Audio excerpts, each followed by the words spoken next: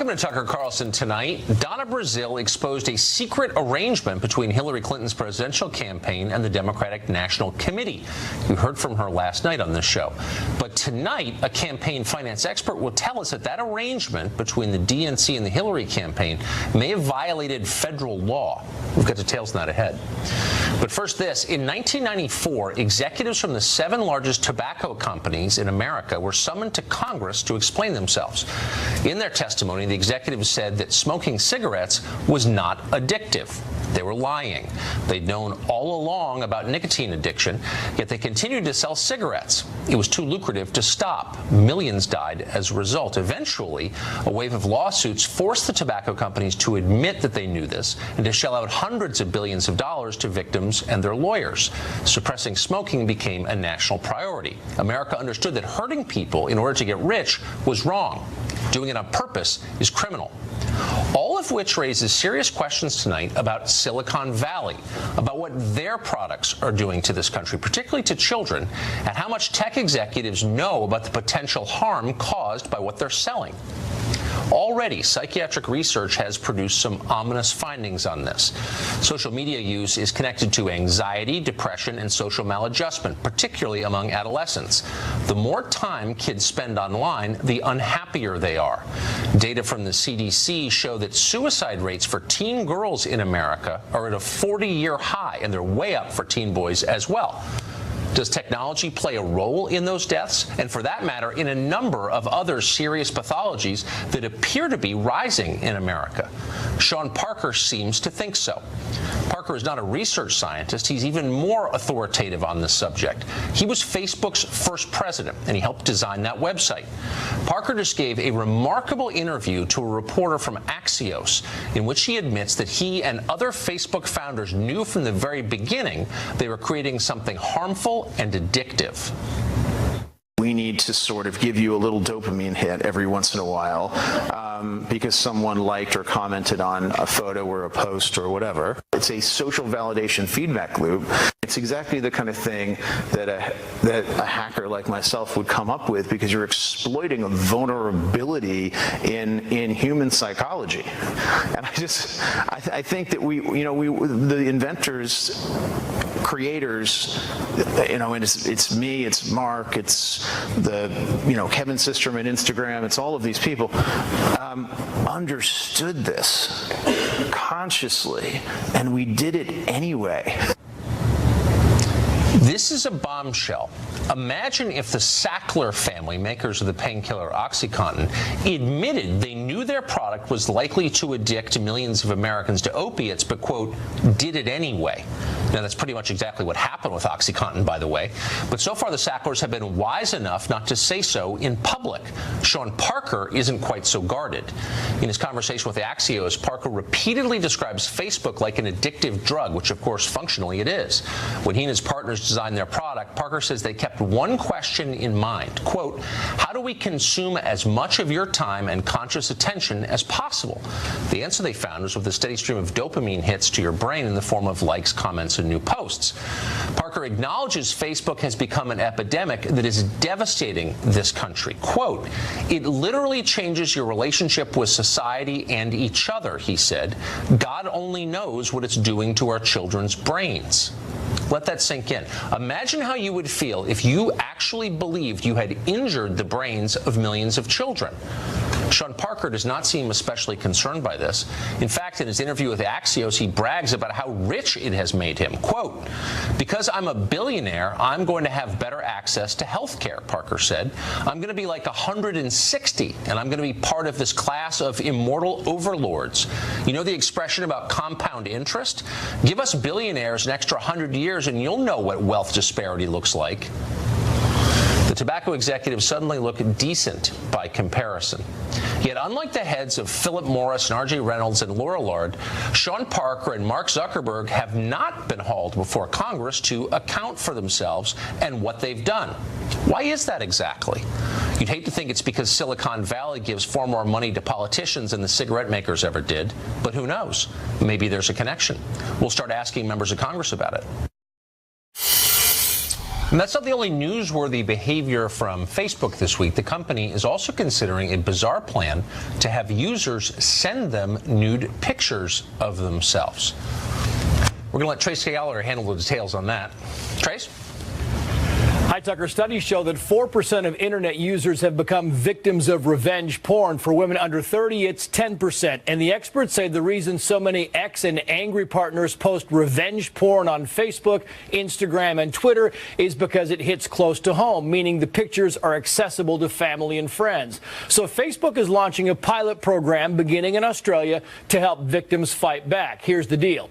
If you've ever shared nude or sexual images with a partner and you're afraid someday they'll end up on the web, you can send those same images to yourself on Messenger, and then Facebook will go in and make a digital fingerprint of each picture and automatically block any attempt to upload that same image. But there's a catch, and it's a big one. Before Facebook can block your nude pictures, they have to look at your nude pictures. Turns out a crew of specially trained Facebook employees view all the pics, decide if they qualify as revenge porn, and then add the digital fingerprint. Facebook will then keep the pictures on file for an undisclosed amount of time before deleting them. Facebook security says, quote, "We are aware that having people self-report their images carries risk, but it's a risk we are trying to balance real-world harm that occurs every day when people, mostly women, can't stop non-consensual intimate imagery from being posted." Of course, analysts point out that social media companies are just as vulnerable to being hacked as anybody else, which is why experts say the only safe nude photos are the ones that are not taken. Tucker. Trace Gallagher, thanks a lot. Send naked pictures of yourself to Facebook. Don't do that, by the way. Eric Schiffer is a social media expert and founder of reputationmanagementconsultants.com, and he joins us tonight. Eric, thanks a lot for coming on. Absolutely. Thank you. Nice to be with you. So there is mounting evidence, science has produced mounting evidence, that some of the products that Silicon Valley produces hurt people, particularly children, and that there appears to be a direct connection between the time people spend using these products and the condition of their mental health. I'm wondering what Silicon Valley is doing about that. I don't see them doing anything about it, and I'm confused. Well, you know, I think that those are certainly valid concerns that some have raised in aspects of the community, but there's a whole other side of Facebook, and I think that that's just one. I mean, you can make many of these same arguments with respect to television. You can make them certainly with respect to music. I mean, we've heard these arguments before in history, there's no question. And the truth is, I mean, even a show like yours that's captivating, it's interesting, I mean, it's designed to hold. It's designed to capture people and make them stick, and it does, and it does it well. If only. I mean, my show and cable news has not totally reordered our society, and I mean, you heard Sean Parker say it. It totally changes the way people deal with one another. Liberals would think so. Well, it's not just it's not a liberal conservative thing. Here's the truth. This stuff came out of nowhere, this technology, fewer than 20 years ago, and changed the way we live completely. These are the richest people in our society. They have almost unlimited assets, and they seem to have spent almost no time figuring out what effects their products have on people. And that just seems irresponsible to me, or perhaps I'm missing something. Well, look, it's capitalism, okay? And I think that when the goal is in any kind of media, and this is a media entity, if you will, it's all about holding people. It's all about capturing people, whether it's television, it's movies, it's music, and I think they have figured it out. But in the brain, wait, hold on. it's Why the is that same different? effect. I mean, first of all, I love how liberals are now defending unrestrained market capitalism because they're profiting from it. But how is that different from selling crack cocaine or heroin? I mean, that's just capitalism, and the whole point is to get people engaged. And so, like, why do you care what the effect is on them? And there's not really an answer, is it?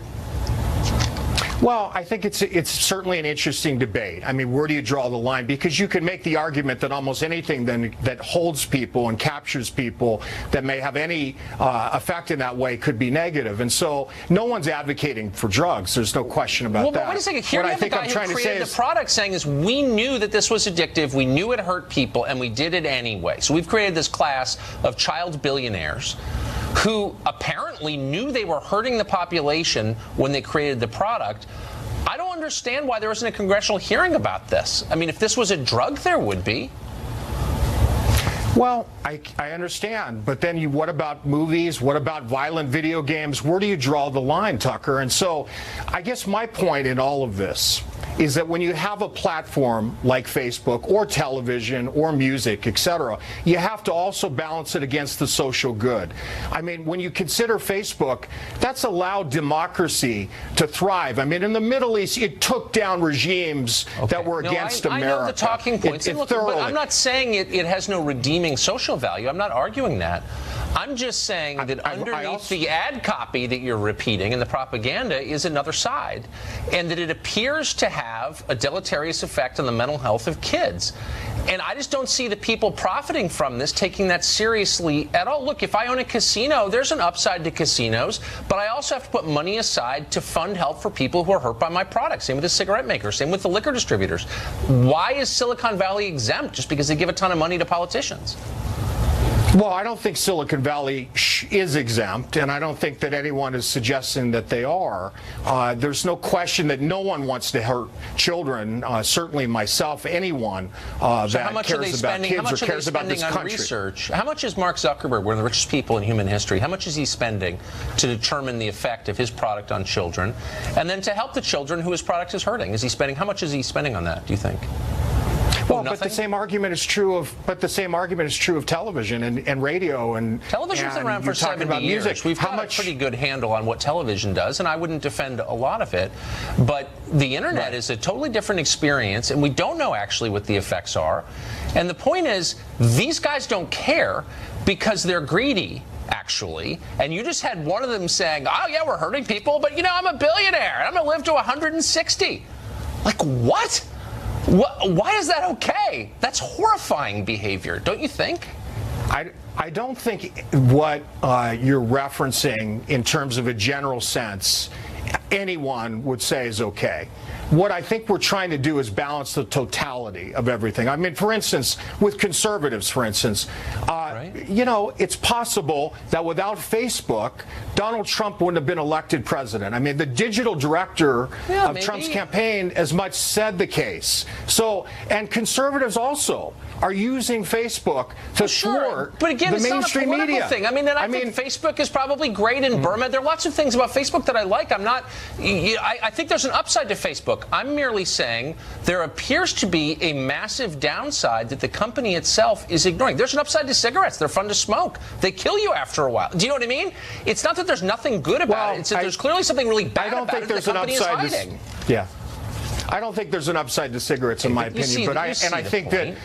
Yeah, I do see your point, absolutely. And I think that also I'd see the other side. I also see the fact that there's been so much positive, and we have to balance it. That's not to say that Facebook should not be spending more to protect kids, to keep bullying away. And frankly, I think they have done a nice job in that regard. Bullying displaces the responsibility from themselves onto their consumers. They're saying people are misusing our product. Maybe use of the product itself hurts people. Maybe we should do some research on this. Maybe they should sit in the hot seat in Congress and ask some real questions. But whatever. Well, I think that's an interesting point. But Tucker, imagine without a Facebook. But imagine without a Facebook. Well, I grew up without a Facebook. Where would conservatives it was actually be? Kind of a happy world. No, but you know where what? would they be? I was pretty happy before Facebook, I got to say, as far as I remember. But you yourself benefit from it. You yourself benefit from it. You use it Doesn't every mean day. There's not a downside. So let's just stop lying and get to the heart of it, to the facts. Thank you, Eric. Tom Kirsting is a psychotherapist and author of Disconnected: How to Reconnect Your Digitally Distracted Kids. There's a title every parent can relate to, and he joins us now. So, Tom, what do we know, and I know this research is in its infancy, but about the effect of social media and screen time on kids? Well, I could tell you, I've got a litany of information in my book, research-based, and anecdotally, as a therapist, this is basically all I deal with nowadays. I would say I have probably twice as many middle school age kids with major anxiety disorders this year alone in the previous 17 years combined. And I could tie it to social media, electronics, and so forth to a T. Okay, so I'm 48, so not that old, but I grew up at a time when none of this existed, and it's very obvious, and I'm sure you have the same experience, to me, that a lot has changed. It is not related to our political system or our economy. Something fundamental has changed.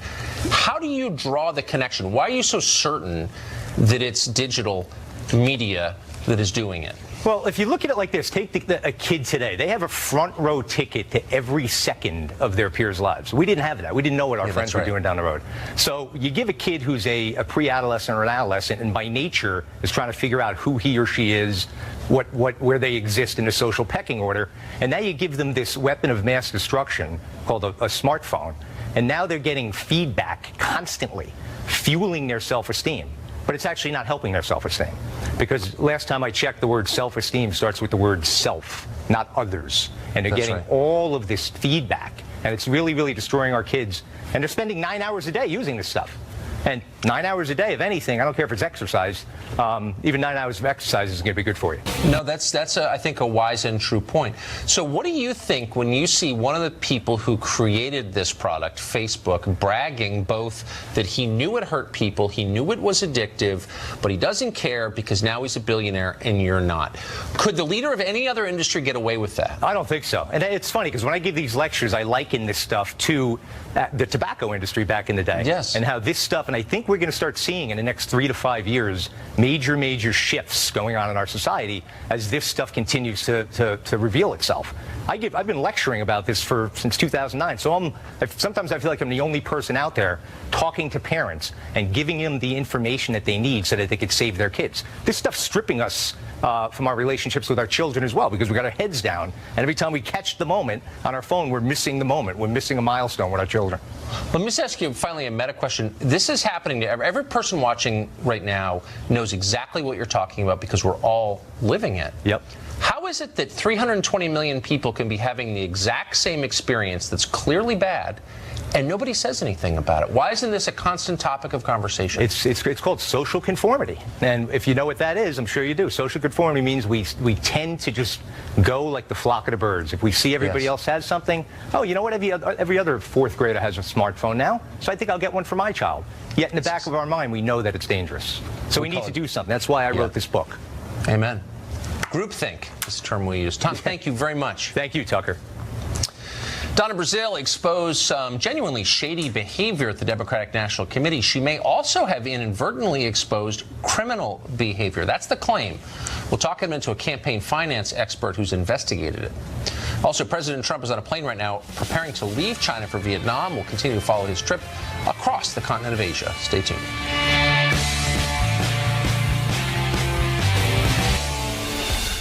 I wanted Democratic activists, rank and file Democrats. Those are the people I listen to. Those are the people that I respond to. I wanted them to know how hard we worked to elect Hillary Clinton and other Democrats up and down the ticket. That was former DNC Chair Donna Brazile on this show last night. Brazile's new book has exposed a lot of what seems to be unseemly collusion between the Democratic National Committee and the Hillary Clinton for President campaign. While Brazile condemns that arrangement, she also insists it was legal, all of it. Cleta Mitchell has been around campaign and finance for a long time, and she's not so sure. She's an attorney and a campaign finance law expert, a Republican. Cleta Mitchell joins us tonight. So Cleta's campaign finance law is notoriously complex and confusing, even to people who have to deal with it for a living. So I'm uncertain exactly as to how this would be illegal. You know this area well. Tell us why you think this may have violated the law. Well, let's start with the fact that the people on the Democratic side, the left, they want all these restrictions and limits on what parties can spend, what people can give, et cetera, et cetera. And the political parties are subject to strict limits on what they can give to their candidates and what they can spend in consultation or what we call coordination with their candidates. Right. And essentially what the Hillary Clinton campaign did in August of 2015 was it entered into a memorandum of understanding with the Democratic National Committee in which the Hillary for President campaign essentially took over control of the Democratic National Committee, entitling itself to all of the resources and the limits of the DNC. And those are supposed to be accounted for and allocated dollar for dollar to any candidate. But none of that happened. They did that as a contract, saying that Hillary Clinton's campaign was entitled to all of the research. They could control all the hiring. They would have access to all of the technology, the database, the voter database, et cetera, et cetera. Literally everything the Democratic National Committee was doing. They even moved the bank account of the DNC from Washington, where it had been for decades. I went back and looked, and actually it was the same bank account when Donna Brazile was the chair back in around 2000. They moved the bank account to the same bank in New York where Hillary Clinton's bank account was, and the treasurer of the joint fundraising committee that was set up between the DNC and the Hillary campaign was someone who was an employee of the Hillary Clinton campaign. It was control of the DNC with its higher limits by the Hillary Clinton campaign. Have you ever seen anything like that before? I mean, is that, be honest, is that unusual in the middle of a presidential campaign? Look, it's not unusual for a presidential campaign to have a lot of say in what the national party committees do after the nominee is chosen. That is not unusual, and that is actually customary. What's unusual about this is that it happened a year before Hillary Clinton was the nominee. And I think poor old Bernie Sanders was, I mean, here is Hillary Clinton literally controlling every single operational aspect of the DNC starting in 2015, in August, September of 2015. So he really didn't have a chance because they controlled the hiring of the communications director. They controlled everything. I have never seen that before. I've never seen anything like that Staff before, that we now know sought to undermine the Bernie campaign. So, but back to the campaign finance question, are you saying that because of this contractual relationship between the campaign and the DNC, the campaign was allowed to, or was able to, exceed the caps on spending? That's the violation? They exceeded the caps on spending, the coordinated expenditures. The parties are limited. Look, I don't believe in these limits. Let's be clear. Right. No, I got it, but it's the law. But it's the law, and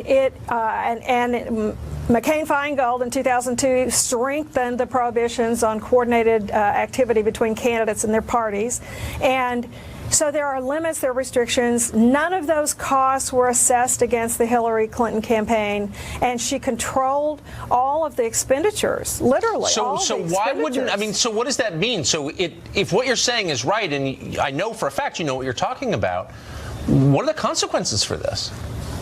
Well, let me just say this. Any expenditure, any campaign finance violation involving $25,000 or more, if the activity was knowing and willful, and this was actually a Chuck Schumer amendment to the campaign finance law, that is a criminal violation. And the Department of Justice has jurisdiction to investigate. So I think both the FEC should investigate, and I think the Department of Justice should investigate. And one of the things I think is important to note here is that all of these people who call for all these restrictions, they apparently have no intention of abiding by them. No, apparently not. And they're pretty open about it. Unfortunately, we're out of time. Cleta Mitchell, thank you. That was really interesting. Thank you. Thank you. Well, a group of illegal immigrants literally stormed onto Capitol Hill today to demand an illegal immigrant amnesty. Why does America seem intent on letting illegal immigrants flout the law? That's a great question. We'll address it next. Well, a literal horde of illegal immigrants stormed Capitol Hill today. Hundreds of illegal immigrants and their supporters assembled in the Hart Senate office building, very close to right here, chanting slogans in an effort to pressure Congress to disallow the deportation of people here illegally.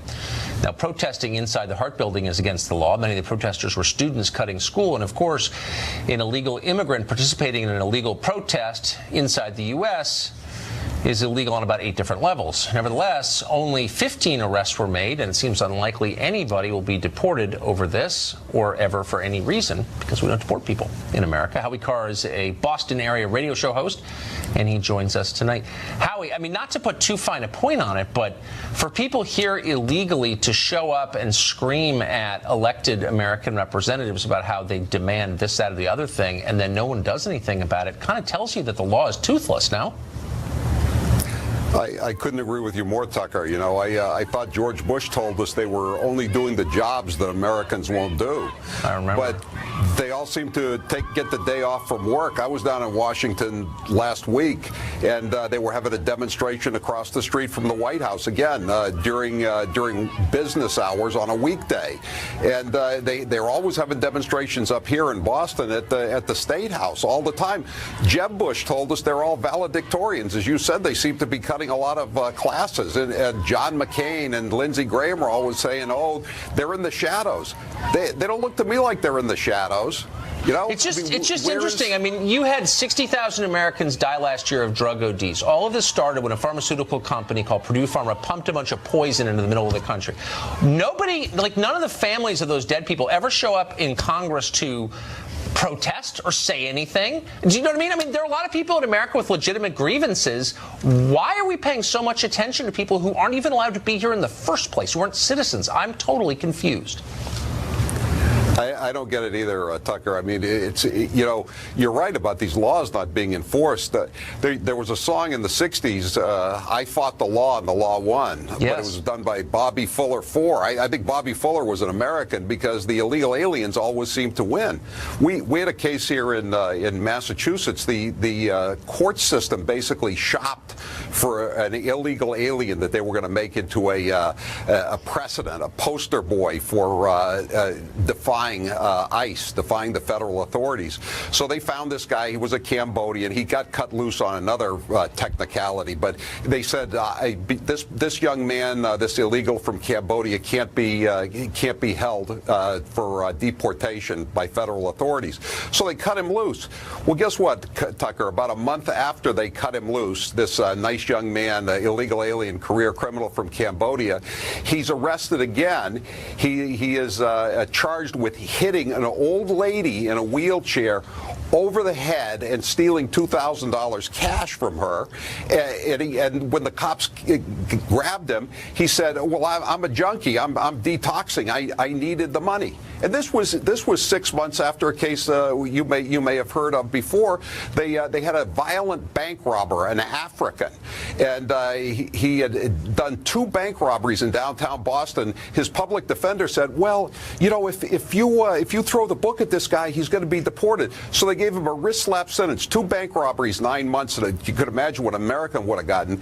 He does the time. He ends up doing 7 months. He gets out, and he almost immediately slits the throats, murders 2 anesthesiologists in South Boston. And by the way, Tucker, they happen to be legal immigrants themselves.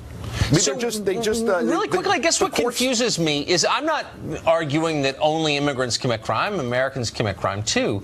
But when immigrants commit crime, the ruling class falls all over itself trying to pretend it didn't happen and makes excuses for it. Why is that? Where does that impulse come from? I think it's just guilt, Tucker. Yeah. I think this goes back. This is the way it goes all the way back to the Immigration Reform Act of 1965 with Ted Kennedy, and somehow we had to I don't know, expunge our guilt. I don't feel any guilt. You know, people are you know, coming over here, and they have more rights as they arrive than American citizens do. I don't understand it. It's such a great country. Why do the people who run it hate it so much and hate the people who live here so much? It's perverse. Howie, thank you, as always, for coming on. It's great to see you. Thank you, Tucker. Senate Republicans introduced their own tax plan today to compete with the House proposal. What's in it? Is it good for you? Is it good for the country? All of that with a sitting U.S. Senator next.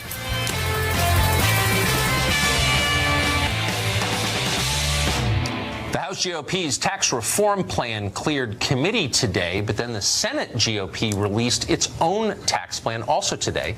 That plan would preserve the estate tax, totally eliminate state and local tax deductions, and feature more overall tax brackets. Is the plan better or worse than the House plan? Does it change the priorities set out in the first one? Will it become law? Senator Tom Cotton is a Republican from Arkansas, of course, and he joins us tonight. Senator, thanks for coming on. Thank you, Tucker. So I think a lot of people are confused, want to believe it's a good thing, but are confused as to what the core point is. If you could name one, is it to increase the number of jobs? Is it to increase corporate profits? Is it to increase GDP? What's the main point of this? Tucker, to me, tax legislation is about putting more money in the pockets of America's working families and our businesses. Ultimately, that creates more economic growth, which creates more jobs, and especially higher wages for working class Americans. So the Senate bill that was released today, I would say, is just different from the House bill. That's the way our system's supposed to work. The House and the Senate have different perspectives. We'll both pass the bill, hopefully, and then we'll resolve our differences. I think, though, that the bill will be better, whatever turns out on the particulars, if we do one thing, and that's repeal the individual mandate of Obamacare. That is the most hated part of Obamacare, and it would save $338 billion during the life of this tax bill. That can pay for a lot more tax cuts for our families and our businesses in a fiscally responsible fashion. So you keep hearing that America's corporate tax rate is really high relative to other countries, and obviously that's true. But the number of companies, percentage that pay the full rate seems pretty small, and in fact, some companies get, tax subsidies. How would that change? Would the average corporation, do you think, under your plan, pay more or less per year under this? So what I'd like to see is corporations and businesses of all types engaged in actual engineering to build real products to sell to customers as opposed to tax engineering.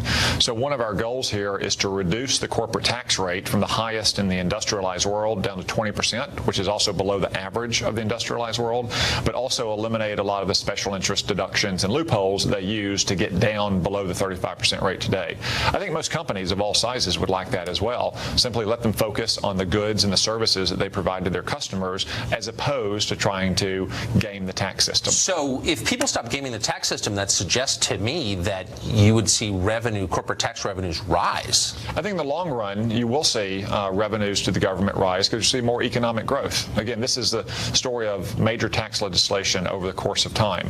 We all know that taxes impact our individual behavior, the decision to buy a home, for instance, or to invest in a green energy car under the Obamacare or under the Obama stimulus.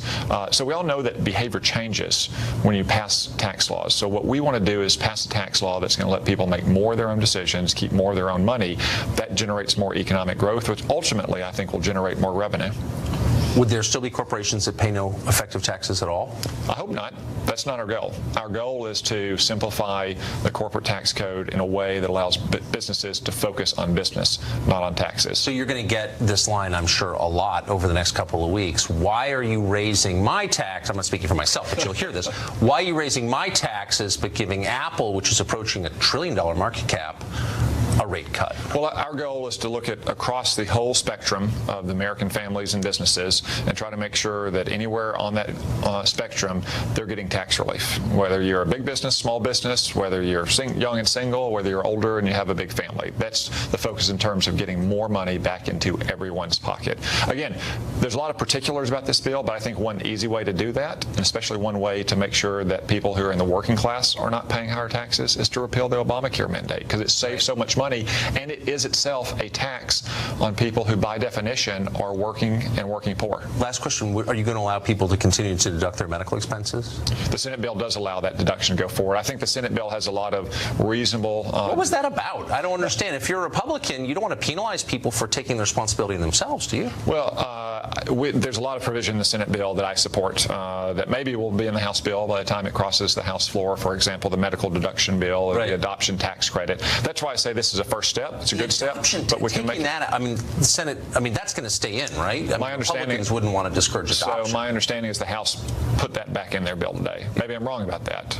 But I think in the final legislation, you'll see things like the adoption tax credit or the medical deduction, which are not big revenue raisers for the government, but are really vital to the families that depend on them. Yeah, to the small percentage, but they're real. Yeah. Senator, thank you. Thank you, appreciate it. Yeah, good to be on with you. Up next, Final Exam. We corralled a couple of famous Fox News personalities to find out how much they know about the news. You'll see in a minute.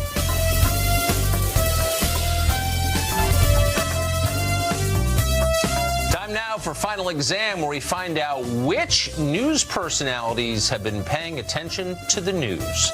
This week's contest pits a new Fox anchor against a longtime Fox correspondent. Shannon Bream hosts Fox News at Night, 11 p.m. Eastern, from this studio. Ed Henry, of course, is Fox's chief national correspondent. They join us tonight. Okay, contestants. Here are the rules. Now, let me just point out, by the way, It is Shannon is the nerve-wracking, isn't returning it? champion. I'm not taking my hand off there. 2 in a row, win? Yes. Okay. This is a big deal, Ed. Not to increase it. So here are the rules. You put your hands on the buzzers. I'm going to ask the questions. The first one to buzz in gets to answer. You have to wait till I finish asking the question in order to do that. Each correct answer is worth 1 point. If you get it wrong, you lose a point. It's possible to get to the negative points. Best of 5 wins. Why are you looking at me? By the way, let me just say, It's happened. thanks to the generosity of the Fox News Channel, for the first time we now have prizes. The winner tonight gets the coveted mouth-breathing mug. Only here on Fox, yes. Of all your Right expressions, that's my favorite You like one. this one? People I'm going to tweet fight for it. That after guests get that face, they've been tucked. I like it. Well, you can drink coffee at us. All right, ready? Question 1. Jurors at a Chicago courthouse yesterday got a big surprise when this person showed up to report for jury duty. Shannon Breen. Former President Obama. Former President Barack Obama, ladies and gentlemen, to the tape we go. It's not every day the former leader of the free world shows up for jury duty. Thank you. Thanks, everybody, for serving up the jury. Can you imagine? Cat-like reflexes serve you She well. was good. She's fast. That was Give it like a so little fast. CPR. That was Oh my unbelievable. gosh, she had to have that one. And she was right, too. All right, question 2. A complaint from the Pope himself. In St. Peter's Square this week, Pope Francis told churchgoers he wishes they were not attached to what? Ed Henry. Money. Money. Seems Benjamins. like a good, because it's easier for a camel to get through the eye of a needle, isn't it? Than a rich man. Did he say that? Exactly. Pope Francis took issue with the use of phones during Mass, and he said, in part, it makes me very sad when I celebrate Mass here in the Piazza or the Basilica, and I see so many cell phones held up, not only by the faithful, but also by some priests and even bishops. Money and cell phones, both evil. The New Testament does not mention cell phones. But Ed, that was a great guess. Unfortunately, you're now in negative territory. You got to move quick with Bree, or you're The not. Shannon juggernaut continues. All right, a chance for redemption. Question 3. President Trump was embroiled in a controversy during his stop in Japan this week. Some called it a fake controversy. He was blasted for dumping a whole box of food into which kind of animal enclosure? Shannon Breen. A koi pond. A koi pond, Your light is says going Shannon faster, Breen. Jim. What is Not a llama enclosure, a koi pond. To the tape. Later, Mr. Trump feeding Asian carp at a koi pond, first tossing spoonfuls of fish food before emptying the entire box. That was the greatest video. He's like, forget it. You're getting everything. That was so good. Did you know it was a I koi knew the pond? answer, but I can't get anywhere. It's a You- cat-like she's just reflexes. too It fast. is. Hers, I mean, she's closer to the siren. You should see her play blackjack. She can deal a 3-deck shoe. Oh, yeah, Dealer's with her choice. eyes closed. All right, question 4. And I know, Ed, you will know this. In an interview with Oprah this morning, what Democratic politician expressed regret he didn't run for president in 2016? Ed Henry. Joe Biden. Joe Biden. You're watching Oprah this morning and you say it's Joe Biden. To the tape. I have a regret that I There's a am book not coming out. president so, of course, he's going to. because I think there's so much opportunity. I think America is so incredibly well positioned. Joe I was Biden. confused. I didn't know Oprah was still doing stuff. Right. But that was I on another didn't network, either, right? but that's because you're not watching daytime television. I am. Ed. I'm busy. No, well, he has a book coming out, so I figured he'd be Makes flacking sense. that. So it's either him or Donna Brazile. Does but I Ricky saw Lake Donna on follow that? Who's the Ricky Lake daddy? is right. Maury follows it. All right, fine. That's who's the daddy. That's boring. You're up on it. All right. It's been a year and a day since the presidential election. Not everyone has come to terms with the man who won. Last night, anti-Trump protesters across the country gathered to lash out at the results in an unusual way. How did they do it? Ed Henry. Looking in the sky and screaming helplessly. I don't believe that. That's too crazy, but let's check the tape. The president's critics marked the election night anniversary by screaming at the sky in frustration. Frustration.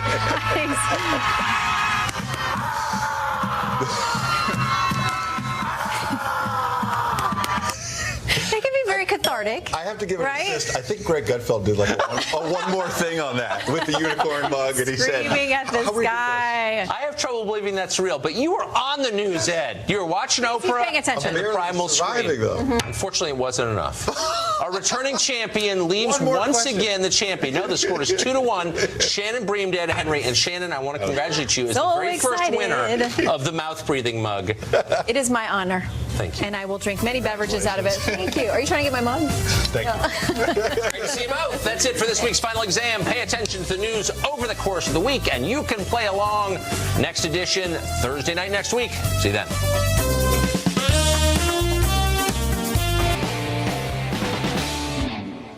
Quite a bit of political drama down in Alabama tonight. A Washington Post report published today claims that Republican candidate Judge Roy Moore, who's running for Senate to replace Jeff Sessions, repeatedly tried to initiate relationships with teenagers several decades ago.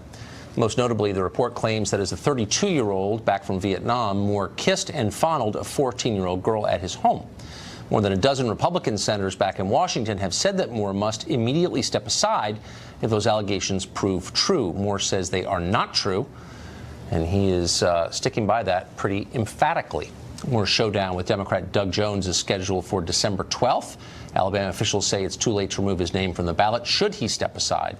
We're going to continue to follow this story, of course, as it develops. And before we go tonight, we're in the middle of investigating brand new video that we've obtained exclusively from the night of the Las Vegas massacre more than a month ago at Mandalay Bay. It gives a totally new perspective. We think it's really interesting. We're going to bring it to you tomorrow night. A lot of questions still there. That's about it for us tonight. Tune in every evening at 8 to the show that is the sworn enemy of lying, pomposity, smugness, and groupthink. DVR it if you understand how those work. I don't. Good night from Washington. Sean Hannity up next from New York City. Hey, Sean. Hey, Tucker. Thanks. Great show. Welcome to Hannity. This is a Fox News Alert.